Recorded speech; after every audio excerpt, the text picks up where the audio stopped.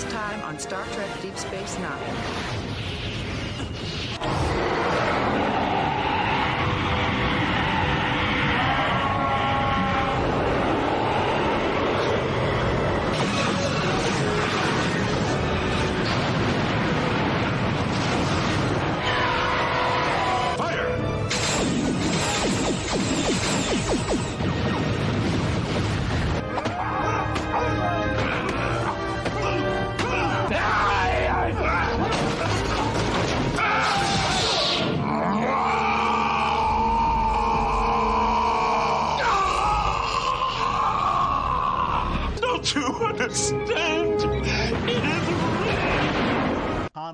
Is it Tana Los or Tana Los?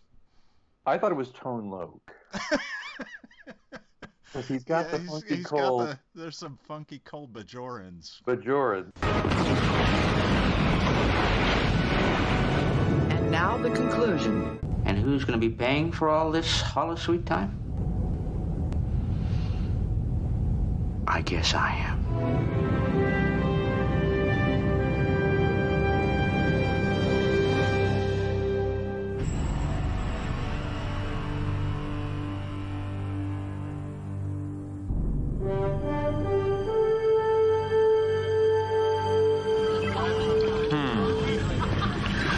Wormhole does bring them our way, doesn't it?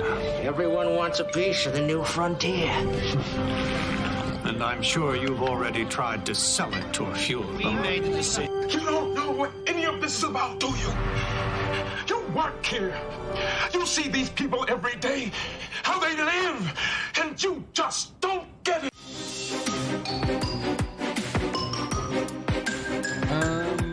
Has anybody pierced your lobes? Perhaps they haven't pierced them with the right audio. Well, if that's the case, then you are in the right place because you are listening to the Audio Umox podcast.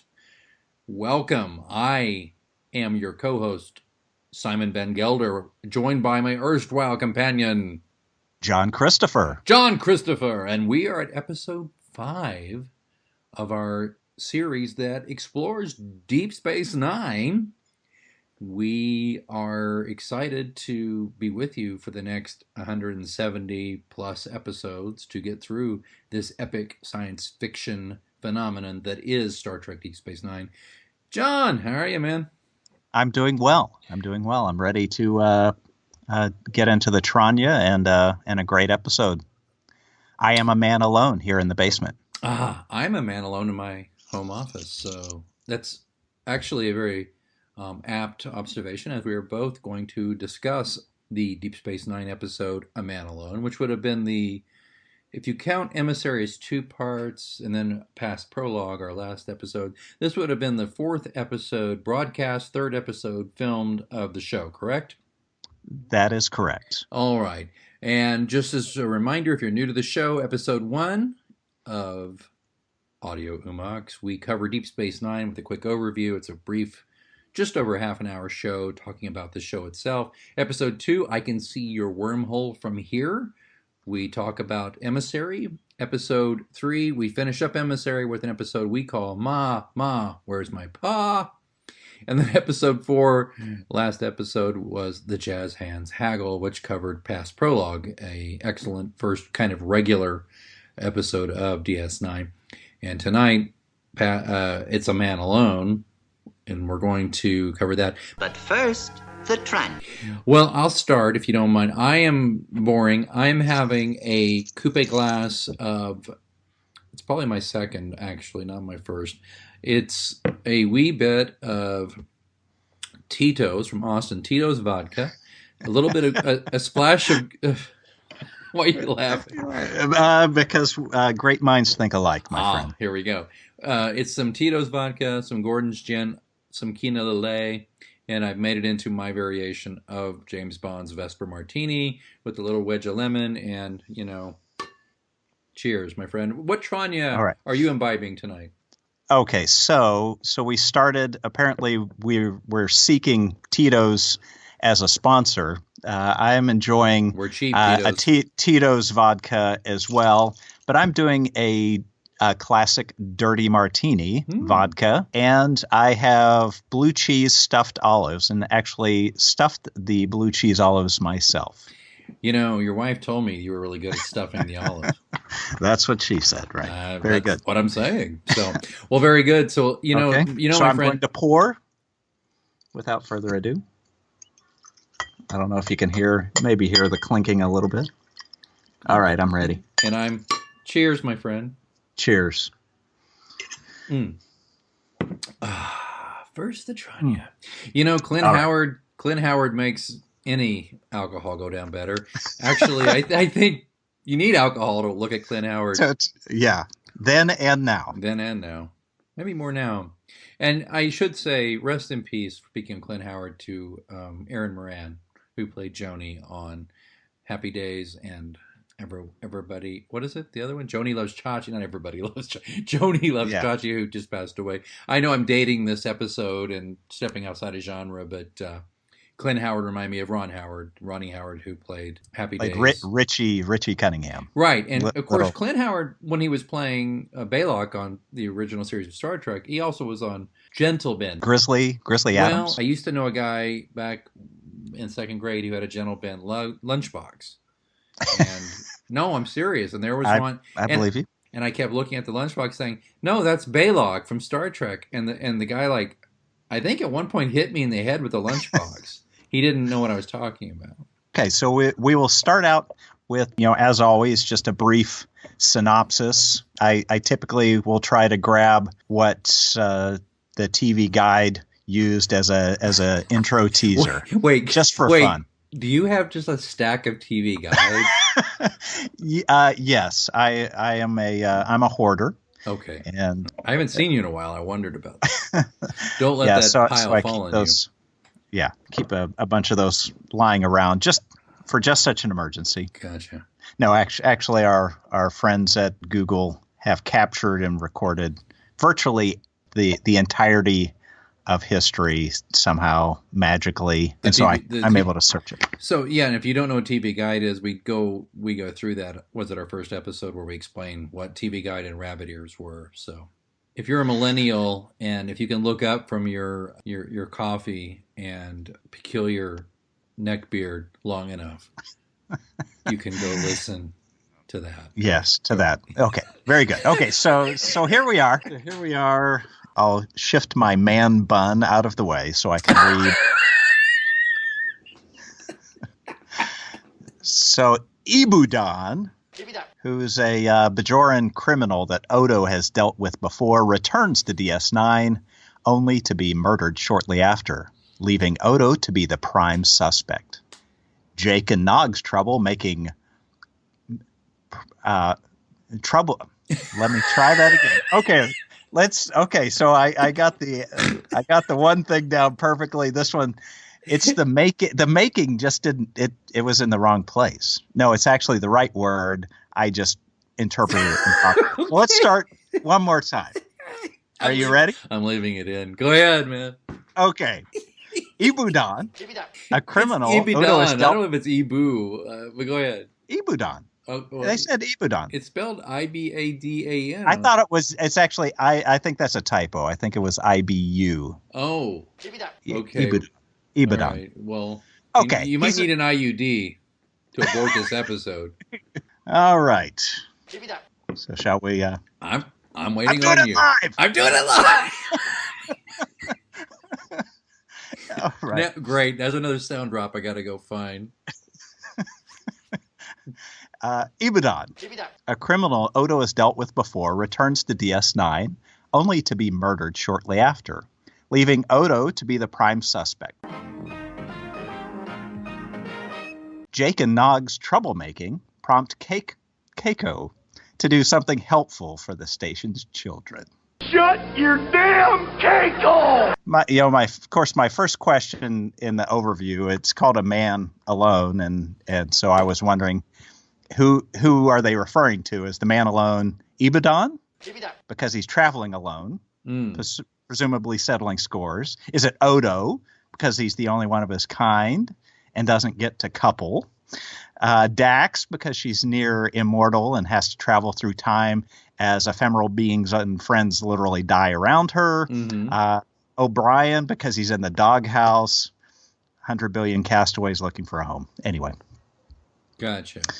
That was my first semi-rhetorical question about A Man Alone. Any insight? No, actually. I'm kind of ready to let it just play out. Let's just dive in. Okay, so we start the episode, and Dr. Bashir enters the holosuite as Dax is doing an Altonian brain teaser, and is that code for like reading 50 Shades of Grey with a battery operated device, or it could be. Yes, she's teasing her brain, but she's sitting there in a semi-yoga-ish position with this giant ball of super elastic bubble plastic in front of her. What woman doesn't? So the goal is to get it a single color. In Bashir's case, basing on that conversation, I'm guessing the color of his ball is blue. Well played. Very good. So in previous Star Trek series, everyone was always so cool and suave, debonair, always picking up the girls. Mm-hmm. It is not the case with Bashir, and so I was truly really connected with Bashir in this particular instance. Sure. Because you and I, we have a long history together. For the listeners at home, our friendship spans almost as long as Dax and Cisco's. It's a long time, man. It's a long time. It's a dangerous bit, man. In college, I was not the most suave guy. I was like much like Bashir. I was always challenged, and you actually had a pet word for the look I would give when I was trying to pick up girls, and that's the exact look that Bashir has. Do you want to share? Well, look, I want to clear that I didn't invite this abuse of you. I was not trying to make fun of you on this show. You asked for it. In other words, is what I'm saying. To say this, so you're fine with me? All right. John had this way. We'd go to the clubs or the bars or whatever, a social event, and he was so intent on coupling, as Odo will say shortly, that he had this look on his face, and it was kind of like when you have a cat who is outside and pressing against the screen window of your front door because it's hungry. So I always called John the hungry cat. It's the hungry cat look. Hungry cat look, yeah. Yeah. It unfortunately, though, it reeks of desperation to most females, and it turns them off. Yes, it does. So there you have it. You brought it up. I didn't. That was the story. Yeah, story of my life is Dr. Bashir. But I should add. I'm sorry to interrupt. I should add, though, you've remedied that with a very lovely mate at this time. So absolutely. Thank you very much. And yes. Yeah, I'm very, very proud. We're very proud of that. Who introduced you to that? Never mind. It's okay. That would be you. We'll save. Maybe that will happen. Maybe we'll talk about that on a future episode as well. As you wish, sir. As you wish. Yes. So there you go. So that's how things open, and then it cuts quickly to Quark and Odo, and they're watching O'Brien and Keiko arguing, and they have their talk about coupling, which. Well, yeah. And Odo has a point. Compromise sucks. It does. I mean, he's like, Odo's basically saying, look, you want to watch the Chiefs beat the Steelers' ass, and she wants to watch the Nutcracker Swede. And it's like, neither one want to do the other. So you compromise by watching some opera, and nobody's happy. That's marriage. Okay, but it also maybe plays women to be, just all their entire existence is to nag men and make them do things they don't want to do. Which, Well, and to be fair, I don't know my wife that's turned me into a football fan, so yeah, just so you know. there you go. Yeah. All right. Anyway, Yeah. Lots of fun there. So we have that brief scene, the arguing scene, that's going to set up the rest of the parallel. I between, can't. Yeah. That character in the next, that couple in the next couple. But please go ahead. All right, and so we then cut to Dax and Cisco Right. getting reacquainted and reminiscing about Curzon. Right. And Curzon, by the way, is not Cisco, a bizarre sex act. It is a previous incarnation of Dax. So, do you want to go into a bit of detail about that? You might want to explain it. Why don't you kind of just give us the 30 seconds on that? Yeah. So the Trill, mm-hmm. and I don't even know what Curzon and they're Trill symbionts. Jadzia. They're the symbionts. So they don't have They're from the same homeworld. A separate name. So the Trill are a symbiont being that live inside. Dax is the name of the symbiont, whereas Jadzia is the name of the Trill, whereas Curzon was the name of the Trill, the host. Correct. Right. And so these symbionts live inside sequentially or serially. The Trill will live very long lives because Dax has been through 6 or 7 symbionts, so has probably lived hundreds of years. And the symbiont is can be of either gender that hosts the Trill, would then live a life, age, and then pass on. The Trill is then removed and placed in the new host. The hot, taut, sexy body of the new host. Yes, with spots that go all the way down. Right? Isn't that from a future episode somewhere? Indeed.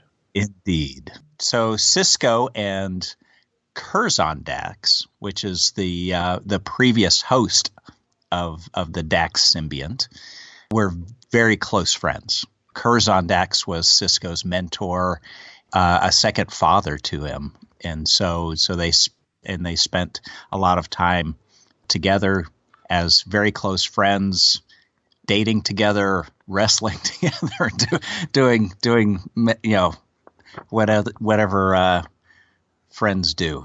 So we don't wrestle. I don't. Yeah. And I just wanted to say, if you came back as a hot chick, I would probably be in the same place as Cisco. You? It would be weird, hey? It would be weird. But I would not be interested in coupling with you, knowing depending on having seen you do the Bigfoot walk to the bathroom. Wait, but it's a different body. If I was like it is, but in my mind, I would see the Patterson film shot. Yeah, that's true. Of but do you think Bigfoot mid-stride, hair everywhere. Hair everywhere. What does that mean? I don't even want to. You know what? Why don't we just stop this there? That's just all right. God. Do continue. Get to your steamed asna, please. So do I mention the steam asna? You can mention the steam. I don't think I took notes on this. All I know is that I like Dax's steamed asna, and I'd be all over that steamed asna. But this brings. It's funny you brought this up because this brings me to a point I thought about. Is that Cisco? Think about this is 1993. And right now in 2017, we're in the midst of a national steamed asna shortage. Well, that too. But a national conversation about the trans identity. Cisco is basically going through what a lot of us are going through now, where, like, for example, I give a lot of talks, right? You know this, I speak to a lot of groups and classes. I went to a college class where there was a trans person. And the instructor was quick saying, if so-and-so asks you a question, we don't refer to that person as him or her, but as they. And to me, old man that I am now, that sounded so bizarre and impersonal. It's like, it was almost like calling them it. To me, calling someone it is offensive. Right. But the they pronoun actually works for them. But it's gender vague. Gender vague. So, Yeah. so if you think about this trans language and you think about what Cisco's going through, it's once again another example of Star Trek is once again ahead of its time. And I love what Dax says here, which is grow comfortable with discomfort. Ah, yes. I wrote that down. Did you as well? Well, here's I did. the thing. I once took a leadership class years ago, and that was one of the primary lessons was if you're going to lead, if you're going to be in a position of authority, grow comfortable with being uncomfortable. So I loved it that I hear this from Dax to Cisco, who is basically leading a new group. And I think beyond growing comfortable with his discomfort with seeing kind of the paw or the soul of a friend in the body of a nubile, beautiful, attractive young woman. Yeah. That also is a metaphor for grow comfortable with discomfort of running a Federation station on a Cardassian platform in a Bajoran sector in the midst of the greatest uncertainty the galaxy's known with the wormhole. Boom. Boom. Yeah. I couldn't agree more. Because it's a philosophy beyond the immediate conflict in front of the two of them that they were facing. It's a general philosophy for leadership in life. There you go. Yeah, I agree. And she has great steamed asana. She does indeed. And I like her spots. Go ahead. So then we cut back over to Quarks, to the bar. Odo sees a familiar face at the Dabo table. Right. And walks over, tells him he has 26 hours to leave the station, and which kind of confused me. And I understand conceptually that, okay, Bajor has a 26-hour day, but if 26 hours is a day, why are they using Earth hours to measure it? Is there? As a writer, I get back to something we're going to come to often in this, and there is a part of us that wants to be true to the world that has been created, but there's also a part where if you become too distant from common contemporary measurements of time and space, it becomes onerous to the viewer and confusing and takes them out of the story. Got it. That makes sense. I didn't even write that down, by the way. That's perfectly. That's the show. I think it was the new. Was it Battlestar Galactica? The new WKRP? Yeah. No. One of the sci-fi shows I tried to watch. Battlestar Galactica is a great example. They have centons instead of minutes. And if you didn't have the Battlestar to English dictionary, then there's no way that you could follow what was going on. Exactly. You'd have, and so that makes sense. It takes you out of the story, and nobody wants to be taken out of the story. So that makes sense. That goes from there to Nog and Jake, right? They're up to hijinks. Right. Yeah, they're getting bored. They're bored on the station. They introduce each other, and to me, my point. Sorry, he does. Yes, a human. And it just shows that in a part of the galaxy that's lacking Wesley Crusher, writers can improvise. They find some way to. I find Jake and Nog far less obnoxious than Wesley Crusher. Very well, but it's early, so yeah. I get that they're trying to introduce some kids, and that's kind of a real life subplot that occurs in military deployments, and I understand, but sometimes I struggle with those things. Yeah, but at least Jake and Nog are not, almost godlike prodigies. True. The super genius. Yeah, I can't abide that. I find that a cheap cheap writer's trick that Wesley, by the way, being the middle name of Gene Roddenberry. I mean, Wesley was supposed to stand for Gene Rod. So he's basically created a character that was a young super genius and named it after himself. It's pretty obnoxious, but please continue. So then it cuts back to Sisko and Odo discussing Ibudan, and the discussion gets a bit heated at that point. Yes. And hearkening back to your discussion and some of the points that you made in our last episode, Sisko again begins or continues to assert his authority and leadership by saying, if you can't work within the rules, I'll find someone who can. Yeah, say that the rule of the Federation rule and Bajoran rule, the rule of law, is critical on the space station and not Odo's sense of justice, his personal code of justice. Well, did you notice too the way the filmmaker did this? I don't recall the name of the director offhand, but if you'll notice this, there's a shot of Odo, and the way they shoot Odo at this point when Sisko's delivering this line, Odo is shot in the diminutive. He is shot from above down as a child, whereas Sisko is shot up in a power position. Now it's I'm a former actor and director. I'm not trying to sound pretentious, although I do. But I noticed those things where they're subtly sending cues, and at that moment, Odo is in the diminutive. He is the small, and Sisko is the big. So interesting. Yeah. So what about his Ugg boots? That comes up later. Were they diminutive Ugg boots? That's coming up.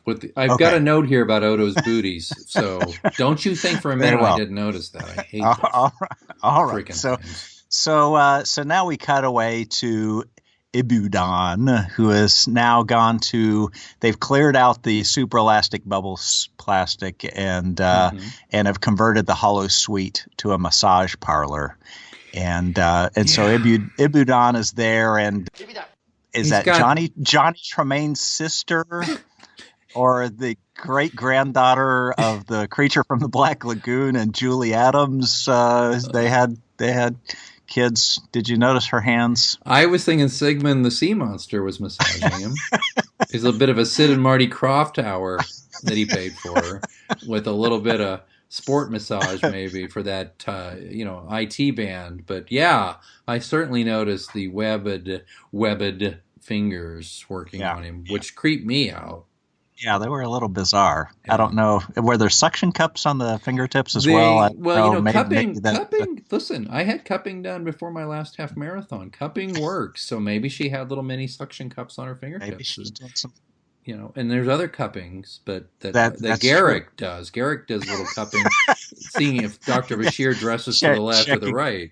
Checking the inseam. Well, that's what they call it. That's what the kids call it these days.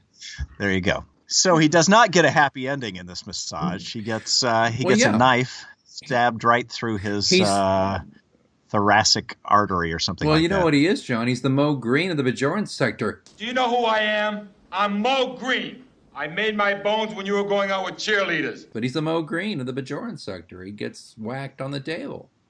Yeah, he does. So Alex Rocco. I just think that name is funny. The actor who played Mo Greene, Alex Rocco, may he rest in peace. There we go. So there we go. It's funny, isn't it? I said Alex Rocco and you laughed. It's a funny name. I'm trying to hold back now. So is this about the time that they cut to opening credits? Have we missed that? Did we jump past the opening credits? Oh God, are we not there yet? I think we passed it. I think so. I can't remember. Maybe it was the hollow suite and the argument with Cake. Well, I think it was after that with Cake Hole and O'Brien. Poor Miles. Okay. It's no wonder he goes to the arms of Bashir later. I mean, really. But go ahead. All right. So we continue. Mo Greene. So now we cut back to Jake and Nog. And so they're just those little guys have decide that they're trying to get the themselves into some trouble. So they get a small box of Greenian bolites. Is that like am I pronouncing? animals? Do you match them? So something like that. Yes. I caught some Guaranian bolites in South Padre, by the way. Oh no, seriously, we both had to shave our Deep Space Nines to get rid of them. But go ahead. So well, I found it peculiar. The Earth bugs, you get, Lyme disease, which is it's like with you for life, basically. Ebola, which kills you. They've managed to find this bug that makes you change color for 15 seconds. It does freak you out. It obviously freaks them out. Well, in South Padre, we were changing color at the restaurant, and then we were in this hot tub, and yeah. I changed color at your wedding from white to lobster red. You really did, dude. You got to wear the sunscreen. Yeah, you do. You do. All right. So then it cuts to the investigation. It begins. Obviously, Odo is the prime suspect. That becomes evident extremely early on. I won't get into all the details. Yeah, but you do get a close-up of Odo's booties right at that scene.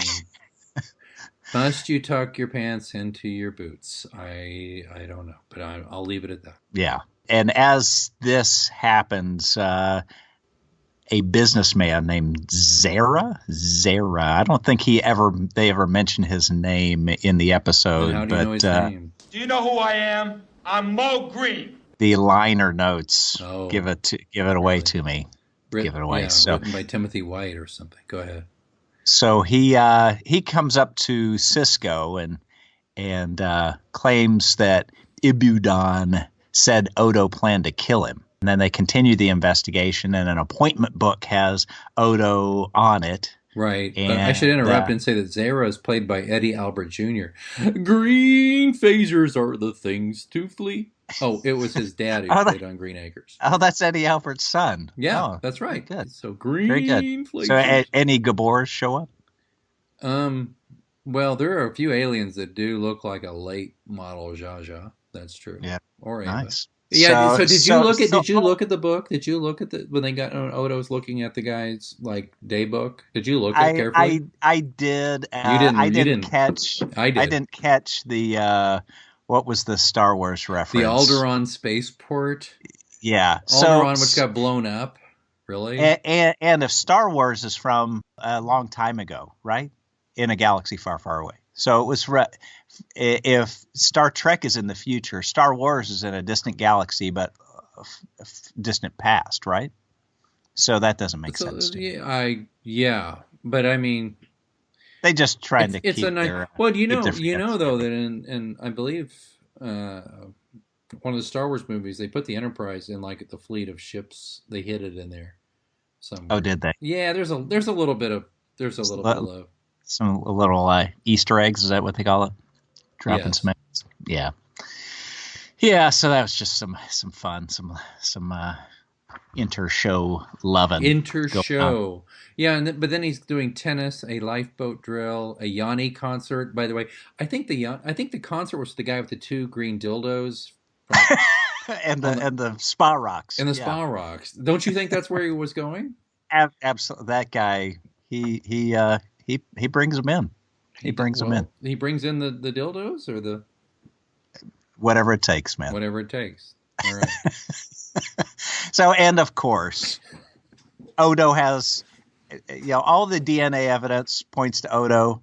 All the circumstantial evidence points to Odo, and he has absolutely no alibi because he was regenerating at the time. He was, in his natural state, which apparently is semi-gelatinous goo of some sort sitting in a pail. Does that sound about right? Well, yeah, semi-gelatinous. It's but a pail. I know. Other constables pale in comparison. Thank you. Yes. Oh my God. I wasn't going to go there, but I'm glad you did. Let's just move on to the next scene. Funny show. Jeez, oh, Pete. So let's now move on to K-Cole convincing Cisco. Yeah. And Cisco, you could tell he's like all for it.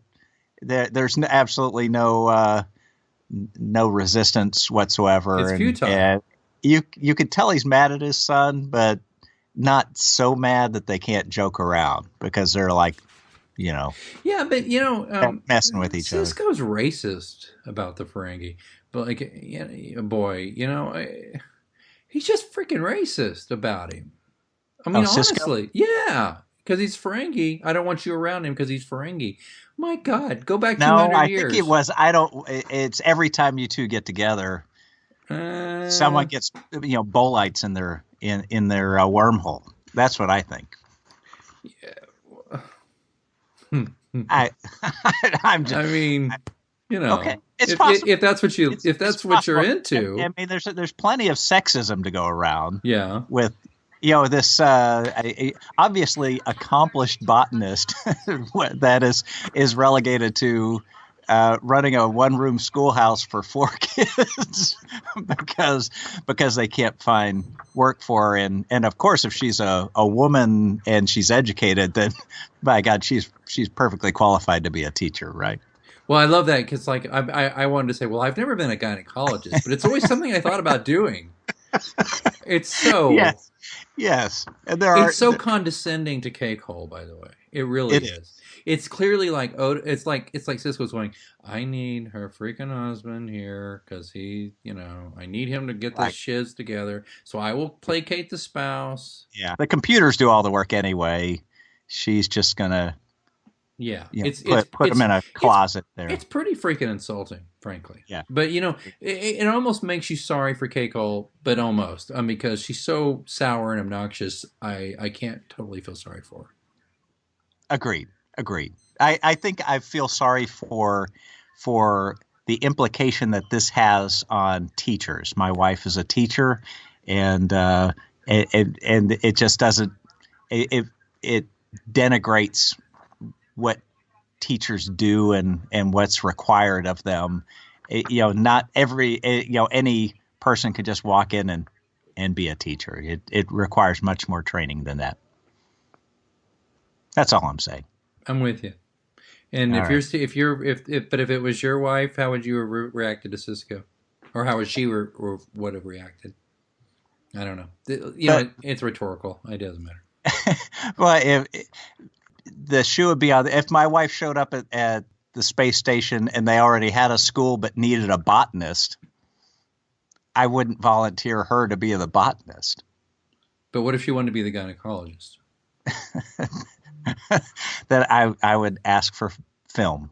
Can I supervise? Well, let's take that offline.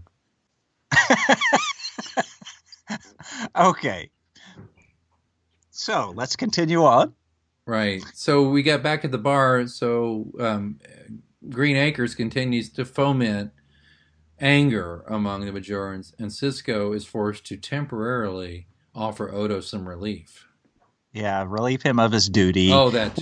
Which they make it sound like they try to play this as if this wouldn't happen in the normal course of action. I found that a little kind of silly. It's this if someone's the prime suspect, it would make perfect sense. Odo shouldn't be troubled by that. Kira should not be troubled by that. It's just that would be a standard protocol in any normal operation, I would think. That's fair enough. And I also noted that Rom sounds less dumb at this point, but more racist. And and very sexist. About a clothed female human teacher. And then I think there was a moment later where Quark calls Odo a crosspatch. What the hell is a crosspatch? That did seem out of character. I don't know. And I actually looked up the word, and it is a genuine term. What does it mean? Seriously. But I'll have to look it up again. But it was just as it sounds. It's a person who is difficult to deal with, and a crosspatch. I'm assuming maybe its origins are in agriculture. You're going down rows of some kind of crop of some sort, and then if there's a patch that's gone crosswise, then it's much harder to deal with. I am completely guessing, so I could very well be wrong. So coming up, and then you could look it up after we're done, and then you could just laugh at me hysterically. Go ahead and air it. And then laugh at me at the next episode. It's a deal. So after this, Bashir finds a biological sample in his in a sample container. So he decides, of course, what does Bashir do when he finds a bio sample? Hey, let's grow it. What the hell? What the hell? Is it a biogenic bomb? I don't know. Throw it in there. Let's see what happens. Maybe it's a weaponized form of athlete's foot. I don't know. Throw it in here. Let's see. Let's see. It could be some Altarian jock itch. Okay, let's grow it. I had that once, along with the Voltarian gametes or whatever the hell those things were that made my girlfriend's parts turn purple. Turn colors. Yeah. Mm-hmm. Yeah. Blame it on the borites. Borites, thank you. Yeah. All right. So then Odo returns to his quarter. It's then to his office, and he finds the office vandalized. It's like that scene in Christine. You almost wonder if somebody has defecated on his dashboard. Yeah, something like that. And when you look at where it says shifter, you could tell. I think someone wrote shit and they had to cover it up. I saw that. I ran that back twice. I was like, are they writing shitter or shifter? I think it was shit or shitter. And then, maybe it was Nog. Maybe it was Molly. She's young, but she is half Irish. But Molly with that voice, I mean. Oh, my God. Oh, jeez. Yeah, we've only begun to start riffing on Molly, but we'll keep going. So then Bashir's experiment is growing exponentially. Like, what is it like to you? It's like a giant... A flesh-colored tribble. I mean, I was going to say a Twinkie, but a tribble is much more appropriate. It's not hairy, but it's... And I think you said something. What did you say? It makes... I said, of course, this makes Cisco hungry. So they... But he doesn't invite Bashir. He invites Dax, and Bashir overhears it like, oh, sure, I'd love to go. Yeah, that's back to the hungry cat is what that was. It was the hungry cat.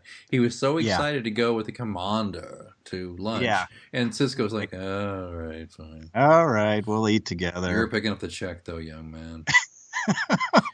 well, of course, Bashir is using this as an opportunity to, make sure that Cisco's cool with the workplace sexual harassment and it's that bros before hoes talk. Sure. Make sure he's cool with him pursuing Dax and of course Cisco's like, yeah, have at it. Good luck. Yeah, good luck, ballless. good luck there. So then we go from there to K-Cole. She's setting up a school, and what's Miles bring her? He brings Molly, of course, who has that voice, that kid. I'll give it to them on this. They brought in an actual child actor, not an actor child, a child actor, a child trying to. It's hilarious. I mean, I almost thought it was dubbed in like that great old John Candy movie where Summer Rental, where they dubbed in the kid's voice from an adult. But this is clearly the Hannah Hatay. Yeah, it is. It's. I'm assuming that's the child of someone who works on the show. I don't know. It's Hannah Hatay. I don't know anybody named Hannah, Hatay, but she stays with the show the whole time. And so, what does Miles bring her? He replicates an old school bell to go with her old bat. I'm not sure if that's meant to be an insult. Or it's just in the 24th century, men still suck at buying a practical gift. Yeah, I mean, I don't know. It's just like, yeah, here you old bat take this ball. So okay, moving on. So then a mob forms with pitchforks and torches outside Odo's shifter office and shouting anti-shifter epithets. Shifter. Like, he calls himself Shifter. Yeah, I'm a shapeshifter, and you're calling me a shifter. Oh, that hurts my psyche. That epithet. It's like, yeah. So, and then what bothered me a little bit is that Morn was part of the crowd. Yeah. I'm sure they did all the makeup, and it's like, get out there. But like still, we need a crowd. I don't want Morn. Are you on the boom mic? Get out there. Yeah, I don't want Morn to be the. Yeah, I'm with you. I So don't want Morn to be the dick. Et tu, Morn. Et tu, Morn. So, all right. So, and then of course, like a pitchfork and torch away, and if Zara started singing "Kill the Beast," it'd be like, Beauty and. But then he also goes, green phasers are the things to flee. No, I'm sorry. No, but you're right. That's what Zara does. Yeah. Okay. And so Cisco was trying to calm everyone down. Someone lobs something at one of the guys' heads. And breaks I think that was improv. I don't think glass. that was the broken glass. That was intentional. But there's like a rock, and why are there rocks on a space station? Anyway, why are there pitchforks and torches? Someone lobs a rock past someone's head, and Cisco's trying to calm them all down. Probably one of Quark's frozen drinks. I don't know. Could be. So and then concurrently, Bashir magically solves the problem in Wesley Crusher-like fashion. Oh, that's smart ass Bashir. And it turns out that Ibudon had created a clone of himself, killed the clone. What did it smell like? The clone? Oh, I thought you said cologne. I was like, no, Ibudon by Calvin Klein. Sorry. Yes. And then, of course, in proving this, Bashir has now created another clone. I'll get into that in a little bit, but that he just created yet another enemy for Odo. What happened to that one? Oh my God, I hadn't thought of that. Okay, I'm ahead of you now. I was behind you, but now I'm ahead of you. Okay, so now they know who did it. They've got now that Ibudon had killed himself. Or killed his clone, right? And so they've got to find him and arrest him, right? And since apparently murdering a clone of yourself, still murder. Yeah. So Odo decides to disguise himself as a chair from IKEA in a room of an old Bajoran man named Lamine S. Iced tea? No, Lamine. Read the sign. Read the sign. Lamine. Lemonade. Read the sign. And he looks like Stacy Keach, by the way. He does. I actually thought it was. I thought it was a young except he didn't have the hair lip. Hair lip. Would I? Would I? I'm sorry. That's bad. A bad. That's bad joke. Bad. That's a bet. That's funny as hell. Okay, so then Odo tears off his mask, places him under arrest, and now I was just waiting for a side table to morph into Scooby-Doo at that moment. I would have made it if it weren't for this end table. Those meddling dinette meddling shapeshifter. Meddling dinette I would have gotten away with it. But we're for that meddling Bashir. That meddling Bashir.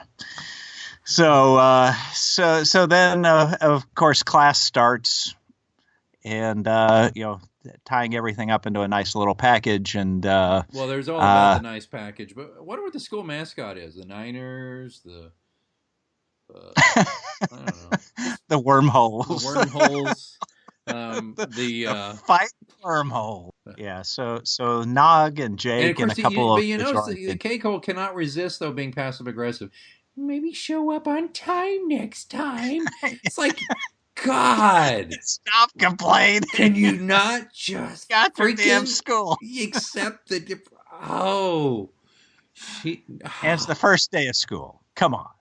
God, maybe show up on time next time. What, like Klinger on MASH? All right, whatever. So that's it. So that's the the end of show. That's episode. the show. And then Cisco has he makes a journal entry. A journal. Back to journal. It's a log, man, with corn in it. Big log. Okay, so and that's where they mentioned briefly about this clone who's just released. I hope he's not as big of a ass as the original version. No, it turns out he's going to make a clone of himself and murder it just to frame Odo. But by then Odo's like, I don't have time for this. I'm trying to get into Kira's pants. I've done this before. Yeah. So. Okay, so some general commentary. You have some thoughts on the episode? I'm going to be honest. I'm not going to belabor this one. We're trying to bring this episode in under an hour, and I'm just going to say, good mystery story in the sense that that's a clever plot twist. I thought the pacing was off. I thought it was a little slow on the pacing. I understand, though, as a writer, early on, you're very expository. You're doing a lot of exposition, so things build slowly, but I felt like get on with it, and I found that I think this episode had a lot of padding that was necessary in the sense that, okay, you needed to see that Kay Cole and O'Brien are not the most happily married newlyweds. You needed to see that Cisco and Dax have kind of a latent sexual chemistry that wasn't, well, it's not latent, it's a newfound sexual chemistry based on a very close homogeneous friendship, but it's going to go away. And then you had to kind of see that Odo's past. So I see it's all necessary, but I thought the pacing was a little slow, but I did like the clever idea of, oh wow, somebody created a clone to murder, to frame my enemy. And so I thought in that sense it was all right. How about you? Yeah, I guess probably my biggest challenge was the two primary plots were this school thing, the kids. That's the B plot. Yeah, so the A plot being this murder mystery, and the B plot, that they just did not work together. So the cuts between the two plot lines were very abrupt, right? And you could go get a snack every time you saw Keiko, and those didn't work well together. Right. I understand that they wanted to get some of this plot going. Right. I just didn't think. I thought the other subject matter was too serious, and so then the subplot became more almost comic relief instead of actually character building, and so I did. Yeah, and I found that kind of a snoozer. I found, though it was a fun twist, I thought the murder mystery was a bit of a snoozer. I knew that Odo didn't do it. It for me, I wasn't as taken by that plot line. It just did not work as well for me, and then for me it just seemed so cavalier about creating a human life. The whole Bashir, it's not a human life; it's a Bajoran. So creating another life, sentient being from scratch in a petri dish. It just does Mr. Kitty do a scratch on the petri dish? And then Cisco spent more time discussing steamed Osna like Bubba Blue on Forrest Gump than he did discussing the ramifications steamed of Osna, cloning another fried Osna, fricasseed Osna. Colonic Osna, finger Osna. Yeah. So that I thought was a bit of a fried Osna. Dry. Okay. We could. Okay. I think everybody gets the Osnaburgers. And Osna. okay. So and then of course I mentioned already that the whole teaching subplot with Keiko it diminishes the job.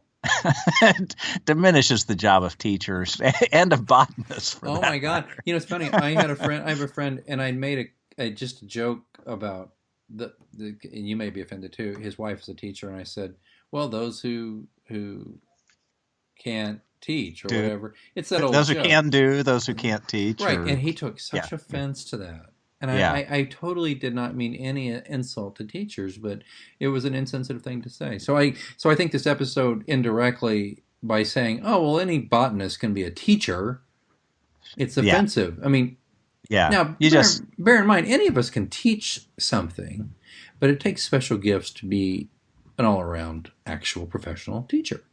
The pedagogy skill is not inherent in every female of the species, or anybody. Yeah, exactly. Like I went and spoke to my daughter's second grade class about being a writer, and they told me you're a natural, you should be a teacher, and I'm like, well, thank you very much.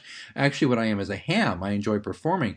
To be a day-to-day teacher, oh my God, no, I'd be horrible. Yeah. I've taught college, the same thing. You've taught college, it's the same thing. I'm not saying you're not good at it, but I know that I would be bored with it very quickly, and I would not be a great teacher. Right. So there. So I think we agree on that. If I may, I'm sorry. Go ahead with your commentary. And that's pretty much it. I mean, I thought it was an okay episode, but there were some things that were very disjointed. Sure. From my perspective. Well, if you're gonna have a joint, you don't want to be a disjoint. Exactly. I had a favorite scene, a quote. I had a favorite quote. Which from Zara which is from Eddie Albert. How do you get a rope around the neck of a shapeshifter? Very clever quote. When they're thinking about stringing them up, I just thought it was a clever bit of writing. But in response to that, Cisco's speech, where is this justice or an expression of anger or fear? Now, this was back in 93, but, here I am in 2017 recording this with my friend John Christopher, and think about that. Is this speech, which sounds so dangerous, is this an expression of justice or an expression of anger or fear? Now, I'm not going to get political. I just want viewers, listeners, to consider that. What you hear today, the rhetoric you hear today, is it an expression of justice, or is it anger and or fear that you're hearing? And very good. It's just another example of DS9 being ahead of its time. You, sir. Yes. So you already mentioned the quote that I liked the most, which is Dax saying, "I suggest that you allow yourself to feel comfortable with your discomfort. Yes.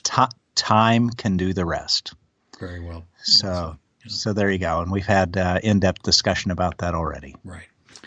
Well, I guess it's time to assign some bars of latinum to this great work of art. Yes. John, where are you? Out of 5 possible latinum bars, I give it a 2. Ooh. Is it 2 with comment or 2 without comment? I could give a slight comment, which is, again, I thought that the 2 plot lines were disjointed. They didn't make sense running together, so that made the jump from scene to scene and act to act very difficult for me. Right. And I found the ends to both stories fairly predictable. Yeah. That made it for me a 2. There were within those some dialogue, some conversations, some character building that was good. Right. So it's not a 1. Right. But I thought it was just okay. Okay. You? I'm going to give it 3 stars. I thought it had a nice mystery twist with growing a clone to murder, so you can basically take out an enemy. I thought that was a clever mystery twist. As a writer of mysteries, I thought that was somewhat clever. I also appreciated that this early in the series, they had some exposition work to do, and they lay some nice groundwork for Odo and Dax. I may be grading on the curve a little bit, but I'm going to go ahead and give it 3 solid bars of gold press latinum on this episode. Very good. Do you have a Deep Sex 9 by any chance on this episode? I don't. I mean, I scoured Quark's bar. The Dabo girl is cute. And all. But a Deep Sex 9 is more than just a nice, pretty. Yeah, but there was no one even, that I could find. Not even Dax and Bashir in the beginning. You found no. Dax. Dax is Dax, but Right. but there wasn't something special. No. And maybe I was turned off a bit because I related so closely to Bashir and felt the hungry cat. The hungry cat. Well, I'm going to go with you. I'm going to say there's not enough that rises to the level of Deep Sex 9 on this one. There's nothing really sexy about it, so I'll let that go. So, well, tell you what, that puts to bed A Man Alone. Unfortunately, he's alone in bed. So what we got next coming up is Babel, or Babel, a virus. Yeah. Is it Babel or Babel? Because in the original series, it was Journey to Babel, and now is this Babel or Babel? My thought was Babel, but I could certainly be wrong. Well, Babylon and on. A virus infects the station's residents, making almost everyone unable to speak coherently. Much like me most of the time. Me most of the time, too. Tell you what, you've been listening to the Audio Umox podcast, and this has been our exploration into A Man Alone episode. And if you want to reach out to us and express yourself about this, tell us if we're full of crap or not. It's pretty simple. The easiest way is by Twitter. We are creatures of Twitter. We have an account on Twitter. It's very simple to find. It is Audio Umox, which is at Umox Podcast. That's at OOMOXPODCAST. That's the fastest way to reach us. We also have a Gmail account, which is, I believe, audioumox@gmail.com. I will tell you right now, we do not check that every day. We don't check that every week. We'll start checking it more often. We're excited, though, that as of this episode, we have, oh my gosh, 5? This is our 5th total episode. And we're excited that we've had quite a few downloads. And hopefully the good folks at iTunes will look at us and say, this is a nice, new, and noteworthy podcast. So far, no. But that's okay if they do or they don't. We're going to keep plowing on. There's 176 episodes of this show. And it is our intention, it is our plan, it is our directive. It might be even our prime directive to get through every episode before we call it quits. And that's what we intend to do. Anything else, John, before we call it a night? No, that would be it from John. All right, then. That will be it from Simon. And I think that'll be it from you. Thanks so much for listening once again to Audio Umox. We appreciate your lobes tuning in with us, and we'll see you next time when we talk about the episode Babel or Babel. I'm not sure which. Again, he is John Christopher. I am Simon Van Gelder, and you have been listening to the Audio Umox podcast. Until next time, all hailing frequencies are closed.